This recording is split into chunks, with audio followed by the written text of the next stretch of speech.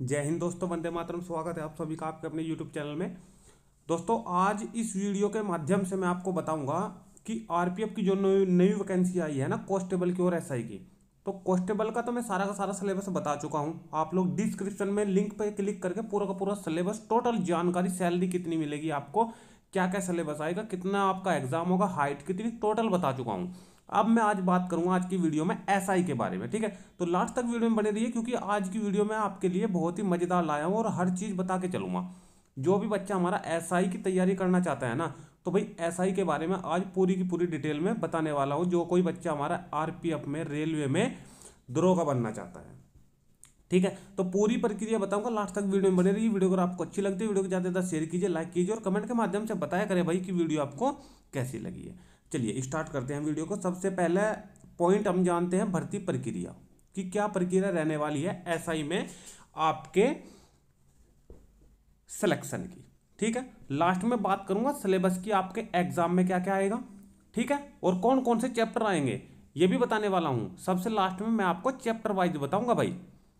सबसे लास्ट में आपको मैं बताऊंगा चैप्टर वाइज, ठीक है।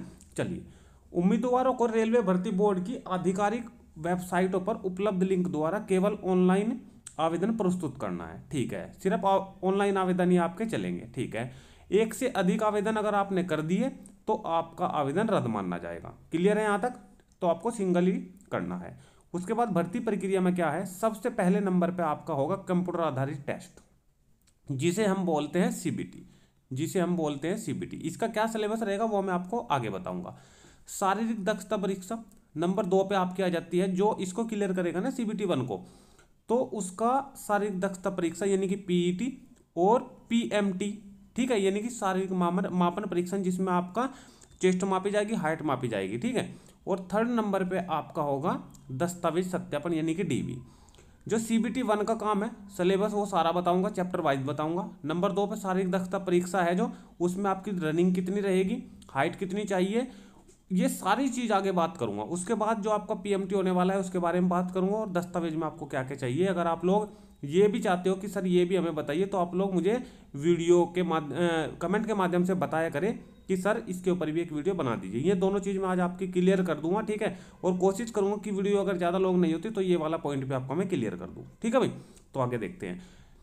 परीक्षा कार्यक्रम और स्थानों की जानकारी, ये तो वेबसाइट पर उन्होंने कहा है कि यहाँ पे आप लोग चेक कर सकते हो। किसी भी चरण के स्थान, तिथि और शिफ्ट के इसे छोड़ो, ठीक है, विचार नहीं किया जाएगा अब अगर आप लोग खुद परिवर्तन चाहते हो उसमें। ठीक है, आगे चलते हैं। देखो, अब आगे आगे आपका मेन काम, कंप्यूटर आधारित परीक्षा। कंप्यूटर आधारित परीक्षा जो मैंने अभी आपको बताया है, कंप्यूटर आधारित आपकी परीक्षा होगी सीबीटी में। ठीक है, मैं एक यहाँ पे कलर ले लेता हूँ। ठीक है, तो कंप्यूटर आधारित आपकी परीक्षा होगी जिसे मैंने अभी बताया था सीबीटी। ठीक है, सीबीटी का पैटर्न और पाठ्यक्रम इस प्रकार का रहेगा। नंबर नंबर पे आप लोग पढ़ पा रहे हो कि आपको 90 मिनट का समय मिलेगा इसमें भाई, पेपर में 90 मिनट का समय मिलेगा, और कुल पर्सन आपके 120 होंगे। कुल पर्सन कितने होंगे? 120। समझिए अब बात को, 90 मिनट यानी कि 1.5 घंटे का आपका समय है और 120 क्वेश्चन है। ठीक है, उम्मीदवारों को प्रत्येक सही उत्तर के लिए 1 अंक दिया जाएगा, और प्रयास नहीं करने पर, अगर प्रयास नहीं किया आपने तो कोई अंक नहीं काटा जाएगा, परंतु अगर आपने गलत कर दिया ना तो उसका 1/3 जरूर काटा जाएगा। समझ लीजिए बात को, कितना काटा जाएगा? 1/3। ठीक है, कई शिफ्ट में आयोजित होगा तो इसलिए उसका सामान्यकरण यानी कि नॉर्मलाइजेशन आप सभी को पता है, फिर होना ही होना है। ठीक है, यहाँ तक। ये न्यूनतम पास UR AWS और OBC के लिए 35% और SC ST के लिए 30%। मैं ये मानता हूँ कि इसका कोई मतलब नहीं रह जाता।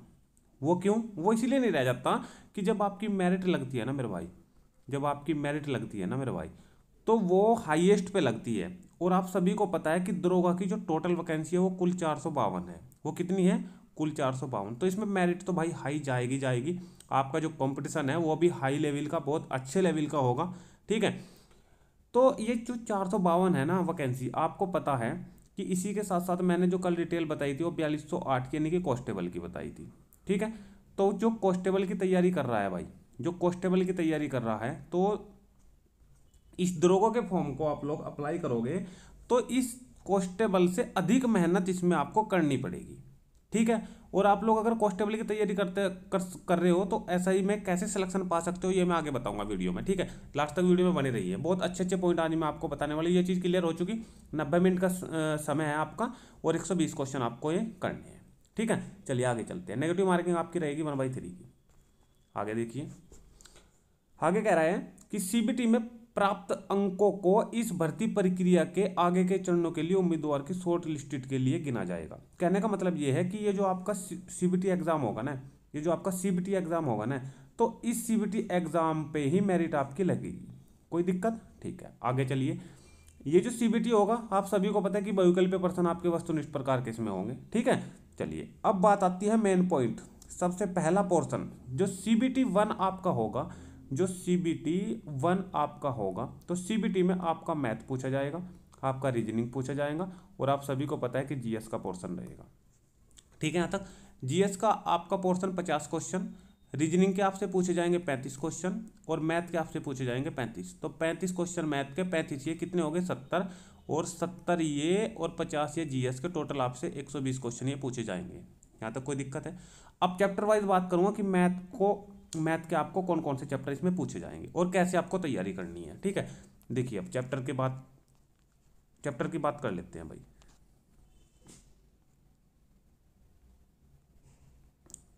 देखिए सबसे पहले नंबर भी हमने लिखा हुआ है ऊपर, नंबर ए पे अंक गणित और 35 अंक, ठीक है।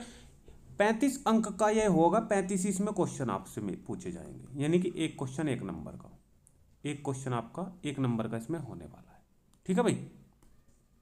चलिए एक क्वेश्चन आपका 1 नंबर का। अब चैप्टर की बात करें तो कौन कौन से होंगे? संख्या पद्धति, पूर्ण संख्याएं, दशमलव डेसिमल फ्रैक्शन, संख्याओं के बीच संबंध, मौलिक अंकगणित संचालन, प्रतिशत, अनुपात समानुपात, औसत यानी कि एवरेज, ब्याज यानी कि एसआई साधारण ब्याज, लाभ तथा हानि प्रॉफिट एंड लॉस, छूट, और तालिकाओं और रेखांकन का उपयोग। अक्षय त्रिमिति में आपसे 2D और 3D दोनों के क्वेश्चन पूछे जाएंगे, समय और दूरी और आदि पर आधारित प्रश्न, ठीक है। अगर आप लोग इन्हें इंग्लिश में चाहते हो कि सर हमें इंग्लिश में बता दीजिए, तो आप लोग साइड में एक आपको इंग्लिश का पूरा पोर्शन देख पा रहे हो, ठीक है। तो इंग्लिश का पूरा मैंने चैप्टर लगाए हैं इंग्लिश में भी। अगर आप लोग इंग्लिश में जानना चाहते हो तो पूरा का पूरा ही इंग्लिश में आप लोग स्क्रीनशॉट भी ले सकते हो। उसके बाद आ जाता है नंबर बी पे जनरल इंटेलिजेंस एंड रीजनिंग। तो रीजनिंग के भी आपसे मैंने बताया था कि 35 अंक का ये आपका होगा और इसमें आपसे 35 ही क्वेश्चन पूछे जाएंगे। ये आपके 70 हो जाएंगे मैथ के और रीजनिंग के, ठीक है, मैथ के और रीजनिंग के, ठीक है। इसमें ये सभी चैप्टर है, आप लोग स्क्रीनशॉट ले सकते हो। ये सभी चैप्टर इसमें आपसे पूछे जाएंगे। दृश्य स्मृति, भेदभावपूर्ण अवलोकन, ठीक है। इंग्लिश में चाहते हो तो वो भी मैंने इसका स्क्रीनशॉट लगा दिया, आप लोग ले सकते हो, साइड में स्क्रीनशॉट साथ साथ ले सकते हो। इंग्लिश में मैंने बता दिया। कोडिंग डिकोडिंग आप सभी को पता है, ठीक है। कथन निष्कर्ष आप सभी को पता है, ठीक है। ये कुछ चैप्टर है जो रीजनिंग के अंदर से आपसे पूछे जाएंगे, ठीक है। 35 इसके और 35 इसके हो गए, ठीक है। अब एक काम की बात ये समझिए कि 35 क्वेश्चन जो हमारा मैथ आना है ना, 35 जो चैप्टर इसमें है वो सब पढ़ना पड़ेगा आपको। इन सभी चैप्टर को कंप्लीट करना पड़ेगा और इन सभी चैप्टर को कंप्लीट करना पड़ेगा। तो मुझे एक बात बताइए, अगर आप लोग कांस्टेबल की तैयारी करें तो यही चैप्टर आपको कंप्लीट करने हैं? कोई दिक्कत है यहाँ तक? अगर आप लोग कांस्टेबल की तैयारी कर रहे हो ना मेरे भाई, तो मैं ये कहना चाहूँगा, अगर आप लोग कांस्टेबल से एक कदम आगे बढ़ जाओ और ऐसा ही बन जाओ तो क्या बुराई है? अगर आपको दरोगा की पोस्ट मिली है तो क्या बुराई है? उसके लिए आपको क्या करना पड़ेगा? उसके लिए आपको ये करना पड़ेगा, ये जो चैप्टर आप लोग कांस्टेबल के लिए तैयार करोगे ना, इन्हें और अच्छे से तैयार कर लेना, क्योंकि मैथ रीजनिंग और जीएस ही आनी है भाई। एसआई में भी मैथ रीजनिंग और जीएस ही आनी है। जीएस का बस 50 क्वेश्चन हमारे रह रहे हैं। इन 50 क्वेश्चन को मैं आपको बताने वाला हूँ अभी, ठीक है। तो 50 क्वेश्चन जो हमारे रहने वाले हैं इस सामान्य ज्ञान के, ये इनको भी मैं अभी आपसे कंप्लीट कराने वाला हूँ, ठीक है। इन्हें भी बताऊँगा अभी सिलेबस के अंदर से। तो देखिए अब ये 50 क्वेश्चन भी कहाँ से आपसे पूछे जाएंगे सामान्य जागरूकता के, इनकी बात मैं कर लेता हूँ, ठीक है। सबसे पहले आप लोग देख पा रहे हो, प्रश्नों का उद्देश्य उम्मीदवारों के आसपास के पर्यावरण समाज के लिए इसके अनुप्रयोग के बारे में सामान्य जागरूकता का परीक्षण करना, वर्तमान घटनाओं के ज्ञान और रोजमर्रा के अवलोकन और अनुभव के ऐसे मामलों का परीक्षण करने के लिए जैसा कि किसी भी शिक्षित व्यक्ति से उम्मीद की जा सकती है। ठीक है। परीक्षण में भारतीय इतिहास, कला और संस्कृति, उसके बाद आपसे भूगोल के क्वेश्चन पूछे जाएंगे, अर्थशास्त्र के पूछे जाएंगे, सामान्य राजनीति के पूछे जाएंगे, पॉलिटिक्स के, भारतीय संविधान से संबंधित, खेल से संबंधित, सामान्य विज्ञान से संबंधित आदि से संबंधित प्रश्न भी इसमें शामिल हो गए। और यही तो चीज़ आपसे देखो मैथ, रीजनिंग और जीएस ये दरोगा में पूछी जा रही, और यही तो कांस्टेबल में भी पूछी जा रही। बस आपको क्या करना है, वहाँ पे लेवल थोड़ा हाई हो जाएगा भाई, वहाँ पे लेवल थोड़ा हाई हो जाएगा। तो आपको जो पढ़ना है ना वो थोड़ा सा आपको बस 2 बार प्लस कर देना है। क्यों करना है? क्योंकि आप सभी को पता है कि वैकेंसी भाई 452 ही है, तो थोड़ी मेहनत आपको ज़्यादा चाहिएगी। ठीक है, थोड़ी मेहनत आपको ज़्यादा चाहिएगी। ये आपका इसमें हो जाएगा पेपर 1। ठीक है, यहाँ पे आपका CBT खत्म। उसके बाद की बात करता हूँ अब मैं, जिसका CBT 1 हो जाएगा क्लियर, उसके बाद जिसका CBT 1 क्लियर हो जाएगा उसके बाद उसका होगा शारीरिक दक्षता यानी कि PET और शारीरिक माप यानी कि PMT। ठीक है। अब देखो उन्होंने कहा है कि ऑनलाइन कंप्यूटर आधारित जब आप लोग परीक्षा दोगे और उसमें CBT जो आपका ये हो जाएगा तो इसमें जो मेरिट लगेगी उसमें 10 गुना बच्चे लिए जाएंगे। यानी कि आपकी वैकेंसी अगर 452 है तो इसका 10 गुना अगर मैं कर दूं तो आपकी जो बच्चे इसमें लिए जाएंगे वो 4520। इतने बच्चों की मेरिट लगेगी, चाहे वो मेरिट फिर कहीं पर भी जाए। ठीक है, वो 120 नंबर में से चाहे मेरिट फिर 110 पे लगे या कहीं पर भी लगे, बच्चे 10 गुना लिए जाएंगे, 4520। यहाँ तक ठीक है भाई। तो इस पूरे पैरे में यही कहा गया है कि बच्चे जो है वो 10 गुना लिए जाएंगे। ठीक है भाई, चलिए आगे बात करते हैं। पूरी डिटेल देखिए मैं बता रहा हूँ आपको। अगर वीडियो आपको अच्छी लग रही है, पसंद आ रही है तो भाई वीडियो को लाइक कर दे और शेयर कर दे। देखिए आगे PET की नंबर वाइज सभी चीज़ें बता रहा हूँ। देखिए PET आप लोग देख पा रहे हो। PET के बारे में सबसे पहले उप निरीक्षक पुरुष यानी कि SI के बारे में बात करूंगा, मेल कैंडिडेट के बारे में। ठीक है, मेल कैंडिडेट के SI के बारे में बात करूंगा। 1600 मीटर की दौड़ और समय मिलेगा आपको 6 मिनट 30 सेकंड। 6 मिनट 30 सेकंड का समय है 1600 मीटर दौड़ के लिए। और वहाँ पे है कांस्टेबल में, देखो कांस्टेबल में इससे ज़्यादा ही मांगी गई है भाई। फिजिकल जो है वो SI में कम मांगा गया है, कांस्टेबल में इससे ज़्यादा ही फिजिकल मांगा गया है। उसमें ये 1600 मीटर दौड़ 5:45 में लिखी गई है भाई कांस्टेबल में। ठीक है, और यहाँ आप लोग देख पा रहे हो SI में भाई ये 6 मिनट और 30 सेकंड का समय दिया है। आप लोग बिल्कुल इसे आराम से कर लोगे। और महिला कैंडिडेट की अगर मैं बात करूँ, महिला कैंडिडेट की, तो उसे 4 मिनट मिले हैं भाई और 800 मीटर की दौड़ है, तो इसे भी आप लोग आराम से कर लोगे। ठीक है। अब लंबी कूद की बात करूँ भाई दोनों के लिए, अगर पुरुष कैंडिडेट की बात करूँ तो 12 फीट है और महिला के लिए 9 फीट है लंबी कूद। और आप सभी को पता है कि लंबी कूद 14 फीट मांग रखी है भाई कांस्टेबल में, 14 फीट मांग रखी है। ठीक है, नहीं है। और SI में भाई देखो मेल कैंडिडेट के लिए 3 फुट 9 इंच का हाई जंप है और महिलाओं के लिए 3 फीट का है। पर आप लोग देख पा रहे हो जब कांस्टेबल का मैंने बताया था उसमें 4 फीट हाइट है ऊंची कूद की। तो आप लोग देख लेना कांस्टेबल में फिजिकल आपका बहुत हार्ड होने वाला है। ठीक है, तो भाई थोड़ी हिम्मत सी मार जो। और इसमें जो SI है इसमें आप लोग सिलेक्शन 10 में आ जाओ, बस 452 में ना आओ, 4 से 52 में ना हो, इसके 10 गुने में यानी कि 4520 में तो आ जाओगे। इसमें आप लोग सिलेक्शन ले लो, आगे तो फिर ये फिजिकल अपना अपने आप हो जाएगा। ठीक है, चलिए अब PMT की बात कर लो भाई थोड़ी। ठीक है, PMT की में यानी कि आपकी नापतोल में जिसका भाई फिजिकल हो जाएगा, जिसकी ये चीज़ें कंप्लीट हो जाएगी, उसके बाद देखो PMT में आपका क्या देखा जाएगा। अगर आप UR से हो, EWS से हो और OBC से हो और OBC से हो, ठीक है, तो आपकी ऊंचाई यानी कि पुरुष के लिए 165 यही मांगी गई थी भाई कांस्टेबल में भी, महिला की 157 अगर आप लोग इन कैटेगरी से हो यही मांगी गई थी कांस्टेबल में भी। ठीक है, और पुरुष के लिए जो आपकी छाती चाहिए वो 80 सेंटीमीटर बिना अविस्तारित, मतलब कि अविस्तारित का मतलब फुलाव ना देके, और फुलाव से 5 सेंटीमीटर का फुलाव मांग रखा है भाई। इसमें भी 85 सेंटीमीटर आपकी हो जानी चाहिए।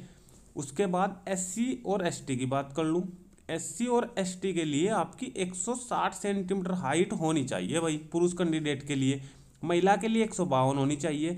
ये दोनों चीज़ तो भाई कांस्टेबल में सेम है, ये दोनों चीज़ कॉन्स्टेबल में सेम है। और चेस्ट भी देखो सेम ही मांग रखी, दोनों में चेस्ट भी सेम ही मांग रखी।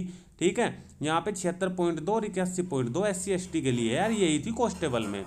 ठीक है, और ये गढ़वालियों के लिए, गोरखाओं के लिए, मराठाओं, डोंगरा, कुमाऊनी ये आदि के लिए इनमें 163 है पुरुष के लिए हाइट, महिला के लिए भाई 155 है, और छाती जो है वो पुरुषों के लिए 80 से 85 है। ये सेम ही मांगी गई है इसमें भी।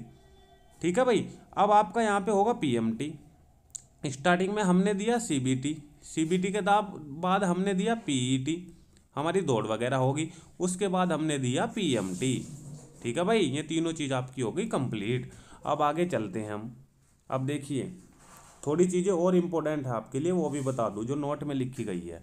ठीक है, नोट में क्या लिखा गया है कि 1600 या फिर 800 मीटर, महिलाओं के लिए 800 है ना, पुरुषों के लिए 1600 है मीटर स्पर्धा के लिए केवल एक मौका दिया जाएगा भाई। दौड़ के लिए आपको दौड़ के लिए आपको एक मौका, और शेष स्पर्धाओं अर्थात लंबी कूद और ऊंची कूद ये हैं, इनमें आपको 2 मौके दिए जाएंगे। यही आपसे कॉन्स्टेबल में दिए गए थे। ठीक है, भूतपूर्व सैनिकों को PET से छूट दी जाएगी। PET का मतलब ये है कि उनकी रनिंग नहीं होगी। ठीक है, लेकिन जो और चीज़ें हैं, चेस्ट उनकी नपेगी, छाती उनकी नपेगी। ठीक है, हालांकि उन्हें PMT लेना होगा, ये देखो। ठीक है, एक उम्मीदवार को पात्र होने के लिए उपरोक्त मानदंड के अनुसार सभी टेस्ट में अर्हता प्राप्त करना चाहिए, अगर उसे सिलेक्शन चाहिए। ठीक है भाई, तो भाई ये सभी चीज़ें देखो मैंने आपको बता दी है। ठीक है, और इसके बाद ये सभी जो आपकी नापतोल होगी वो सभी चीज़ इसमें लिखी गई है। और उसके बाद है दस्तावेज सत्यापन यानी कि आपका DV। दस्तावेज सत्यापन यानी कि आपका DV। भाई वीडियो बहुत लॉन्ग हो जाएगी, इस चीज़ के बारे में मैंने आपको बताया था कि आपको अगर ये दस्तावेज सत्यापन तो बाद की बात है। सबसे पहले तो आप लोग पेपर दो, CBT तैयारी करो और CBT दो। इसमें क्लियर होने के बाद आप लोग अपना फिजिकल दो। ठीक है, यानी कि PET और उसके बाद PET के बाद PMT। ठीक है, ये सभी चीज़ें हैं सबसे पहले नंबर पर, तो ये तो सबसे बाद का ना काम है। ठीक है भाई, तो भाई आज की वीडियो ये SI के सिलेबस से संबंधित मैंने आपको बताई है, और साथ ही साथ जो चेस्ट हाइट वगैरह ये सब चाहिए, इन सब के बारे में मैंने आपको जानकारी दी है। ठीक है भाई, तो वीडियो अगर आपको अच्छी लगी तो वीडियो को ज़्यादा से ज़्यादा शेयर कीजिए, लाइक कीजिए, और कमेंट के माध्यम से बताइए वीडियो आपको कैसी लगी है। ठीक है भाई, क्योंकि अगर आप लोग वीडियो को लाइक करते हो देखिए तो मोटिवेशन मिलता है, और उससे मैं और अच्छी वीडियो बनाने की कोशिश करता हूँ। ठीक है, तो मिलते हैं भाई नेक्स्ट वीडियो, तब तक आप सभी दोस्तों का बहुत बहुत धन्यवाद। थैंक यू, जय हिंद, जय भारत।